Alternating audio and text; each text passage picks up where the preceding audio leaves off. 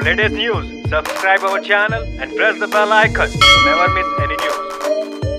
നമസ്കാരം, ഇത് one India Malayalam. സിക്കിമിലെ അതിർത്തി സംഘർഷം അവസാനിപ്പിക്കാൻ ചൈന സൈനിക നടപടിക്ക് തയ്യാറായേക്കുമെന്ന് ചൈനീസ് സർക്കാരിന്റെ മുന്നറിയിപ്പ്. സർക്കാരിന്റെ ഔദ്യോഗിക പത്രം ഗ്ലോബൽ ടൈംസ് ആണ് ഇക്കാര്യം റിപ്പോർട്ട് ചെയ്തിരിക്കുന്നത്. ദോക്ലായിൽ നിന്ന് ഇന്ത്യ സൈന്യത്തെ പിൻവലിക്കണം, ഇല്ലെങ്കിൽ 2 ആഴ്ചയ്ക്കകം ചൈനയുടെ ഭാഗത്തു നിന്നും സൈനിക നടപടിയുണ്ടാകും. ഇന്ത്യൻ വിദേശകാര്യ മന്ത്രാലയത്തെ അറിയിച്ച ശേഷമായിരിക്കും ഇത്തരമൊരു നീക്കമെന്നും പത്രത്തിന്റെ മുഖപ്രസംഗത്തിൽ പറയുന്നു. പ്രധാനമന്ത്രി നരേന്ദ്രമോദിക്കെതിരെയും അതിരൂക്ഷമായ വിമർശനമാണ് റിപ്പോർട്ടിലുള്ളത്. മോദി വീണ്ടും വിചാരമില്ലാതെ ഇന്ത്യയെ യുദ്ധത്തിലേക്ക് തള്ളിവിടുകയാണ്. സ്വന്തം ജനങ്ങളോട് നുണ പറയുന്ന നേതാവാണ് മോദിയെന്നും ചൈന കുറ്റപ്പെടുത്തുന്നു. ചൈനയുമായുള്ള അതിർത്തി തർക്കം നയതന്ത്ര തലത്തിൽ പരിഹരിക്കുമെന്ന് വിദേശകാര്യമന്ത്രി സുഷമ സ്വരാജ് നേരത്തെ വ്യക്തമാക്കിയിരുന്നു.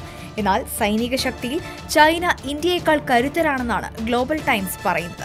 ഡോക്ല മേഖലയിൽ ചൈനയുടേതെന്നും ഭൂട്ടാൻ ഭൂട്ടാന്റേതെന്നും അവകാശപ്പെടുന്ന സ്ഥലത്ത് ചൈനീസ് സൈന്യം പീപ്പിൾ ലിബറേഷൻസ് ആർമി റോഡ് നിർമ്മിച്ചതാണ് പ്രശ്നങ്ങളുടെ തുടക്കം.